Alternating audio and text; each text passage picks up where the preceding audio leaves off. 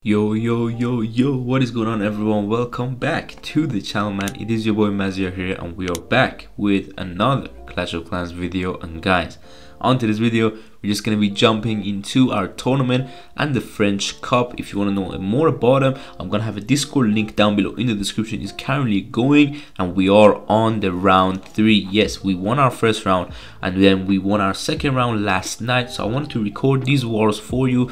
And obviously the first round wasn't as interesting. We just, kind of went crazy as well. We were the only clan to get 13 stars in that day because it was the first day of the tournament. But it wasn't too crazy of a war. We just had some different strategies. But then in the second round yesterday, it was crazy. As you saw from the thumbnail and the title, we got a 0-star defense. But let's jump into that war, and I'm going to show you some replays of the attacks, and I'm going to show you replays of some defenses. Okay, so let's go. All right, as you can see, war is finished and we are 14-8. Yes, because they did a 0-star. And guys, so far right now in the tournament, there has been 256 teams, and this is round 2 finishes. So until here, there was no clan that got 14 stars, even in our bracket. And our own bracket, there is Reported Gaming, and also I believe there is GS in our bracket. I'm not too sure, but I have to check it again. But no one got 14 stars, and we did it. And the bases, guys, they were not easy to hit. I'm gonna tell you that because I've personally never seen these bases. Okay, but I'm gonna show you the triples, of course, and also I'm gonna show you our 0-star defense. And let's just get right into it, man. Let's start with the 0-star. Alright, this is the base, guys. It's crazy. This is a base that Stars actually used in this tournament, but we used it the first round. Stars used it in the second round. We used it earlier than him. We got it from someone, and now this blimp is going. And take a look at that tornado.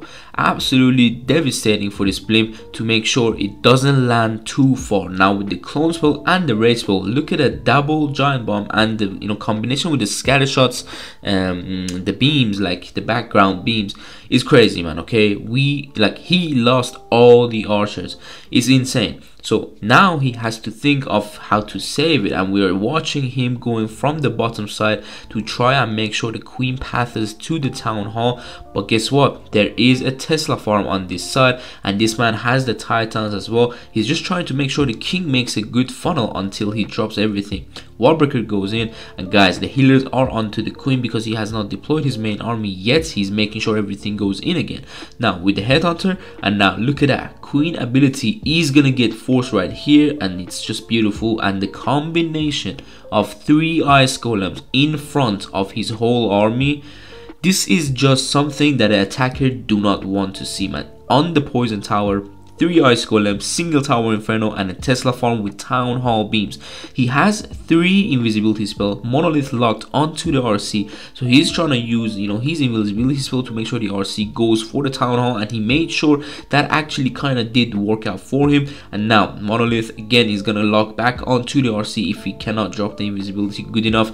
And guys, their town hall is just too much HP, and that's why you need to have your town hall to level 5, because it's insane. And we got a 0-star in a French Cup tournament. This is a $2,000 tournament, guys. It's crazy. There was no 0-star. Like in this war, there was a 0-star and there was a 14-star hit. So it was a crazy war. That's why I'm bringing you in. So let's go to the attacks. Alright, we are on this base, guys, and this is Tufu, which of course is one of my friends. I mean, if you know him from before, but he's using the hybrid. I told him not to use it. You know why? It's because he's a god of hybrid, I'm not gonna lie to you, but he hasn't used it since Town Hall 15 came out, at the beginning only. It's a bit risky to use certain strategies on the tournaments like this, which guys, look, we have double poison towers. Like, it's hard, okay? But let's see how he did, okay? Now he's going in with the queen. He's actually want the queen to get the town hall, but from the left side. Now take a look at what this queen does. It doesn't go for the storage on the left, it goes to the right, then it comes back to the left. So the queen actually walks inside that compartment. That is kind of not too bad. or not too good. It's something in the middle. And now the single tower inferno, this is where it gets important. You need to drop a hog rider if you're charging a town hall, because there is usually a single tower behind it and the CC. So the timing with the CC pool, if it's triple ice golem, your queen will just get, you know, shredded. But let's see what he does. Now he's dropping that hog, but because we have a cannon here and he didn't funnel it with the loons, it's gonna be tough. So now he's going with the king and siege barracks, typical hybrid approach, and then he's gonna actually drop the hybrid from the right side, but he's making sure the queen stays alive. Then when he knows the queen will stay alive, they drop the hybrid and going in. Does he do an early heal? I don't know. Headhunter going in, CC comes out. It's, you know, good that it's a hound because he can freeze it or he can, you know, just kill it. It's fine. King ability on top goes up. The P.E.K.K.A. and the wizards are doing beautiful funnel. Everything going in the core. Did you see how good this king funneled this whole side? So the main push went to the core, and now he's doing a beautiful warden ability. Hogs from the siege barracks coming out, and guys, it's just looking so beautiful at this point. I told him, like in the call, we were in the Discord call, I told him that was just such a beautiful attack you did, man. But here, take a look at this. I wouldn't freeze there because of the scatter shot combination, multi and scatter. If you freeze one of them, the other one's still gonna do damage because they're so far. So I would have hold the freeze for the RC, and that was, I think, his only error in this attack, guys. But take a look at how smashing this is as well. And RC ability goes off, but there is a Tesla farm and so many skeletons. Take a look at the RC. Oh my god, this was where we were all shocking. We were like, no way, this is gonna be a defense. There is no way. Come on, keep on going. Now the RC is gonna get, you know, tanked by the queen a bit. So now queen is going. We have the ability. He has, look at his cleanup. Take a look at that. He has 2 wizards, 3 sneaky, 3 archer, and a miner.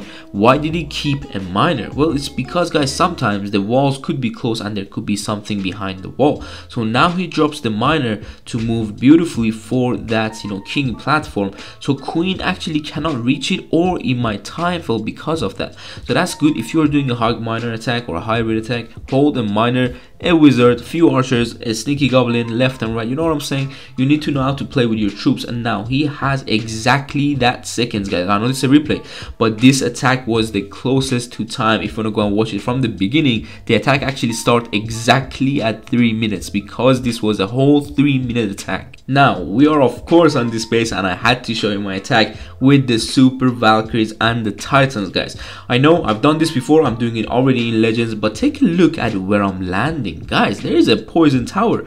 How am I landing there? It was a risk of the tornado there, by the way, but because the poison tower is a good place, I don't think there was a tornado. And now we landed in a side of that, you know, basically poison. So now making everything invisible, going for with the clone, making sure there is no wall breakers or sneaky goblins or whatever goblins inside the base anymore.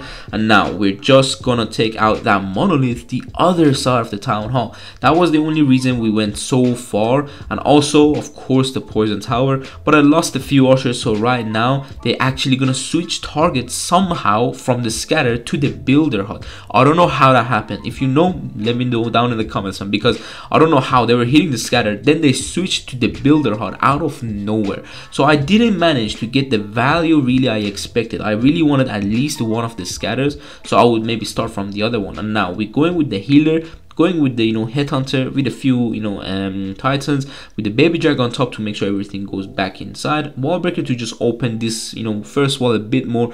Titans going in, and now I draw 1 Valkyrie in front of my Titan, 2 Valkyries with the king and queen, and then I want to wall break the queen, guys, back into the base because she's gonna stay on the outside. I don't want that. I want the king to be on the outside, funneling everything back in. The headhunter could be, you know, you could say it was a swag headhunter because we killed the RC so fast. And look at those Valkyries, they're just so good. If they're gonna die, and they're actually not gonna even activate that spring traps. So wall breaker breaking through again more for the king. Sometimes, guys, the wall breakers can break through more, so your hero will actually keep on being inside the base. Now the raid spell drops, queen on the raid spell, everything on the raid spell except obviously the king. And now we're gonna go into the single tower inferno. It locked onto one of my Titans, and now the king can use his ability, but I'm saying I have an 85 level king, so now with the Valkyrie I can actually take out this single before I use the ability, so I saved onto it. And now with the raid spell, with the queen and everything, king ability goes off. RC doing beautiful job on the bottom side, making sure these defenses on the sides are dead. Queen goes in, king goes on the outside. This headhunter was a bit, guys, early. because it's gonna get killed. It was a bit, just slightly, because I thought the queen might target the Diggy very early, so I dropped the headhunter because the Diggy is tanky. Look at how Diggy is gonna basically stay alive for a very longer time, even with the scatter shots and everything. It is a tanky pet. So now the king goes on the outside again. We have the phoenix and we have the queen ability. This was also kind of close to the time, but I had I believe 10 seconds, but it was just nice, man. I love this army. I'm using it again on Legends Attack, and I actually have a video on this army. I'm going to link it at the end of this video, so make sure you watch that as well. I'm going to go to one more attack, and I think this is going to be your favorite one, some of you at least. Okay, but let's go to the next one. Alright guys, we have King's Attack, and it's with the Hydra on their #1 base. This is the most maxed base on this wars we had. Actually, with the 2 wars we had, this is the most maxed base, and he's going from the side with the blimp, normal Hydra stuff. I do not even know,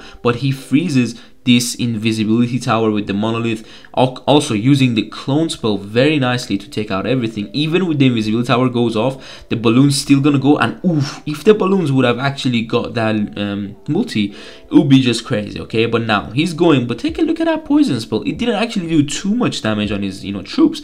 King and queen on the bottom side, they're doing a great job with the funneling. He rages the core. He has one more freeze on this army, and he doesn't want to freeze the royal champion because there is a bit of base left still. RC from the bottom side. Hound is here with the king and everything. He can drop a poison to make sure everything is slowed down on that side. But now take a look at the top side. Warden walks off completely. He's gonna be on his own. So still we have the less HP dragons here, because the Warden does give you an extra HP on all your troops in the aura.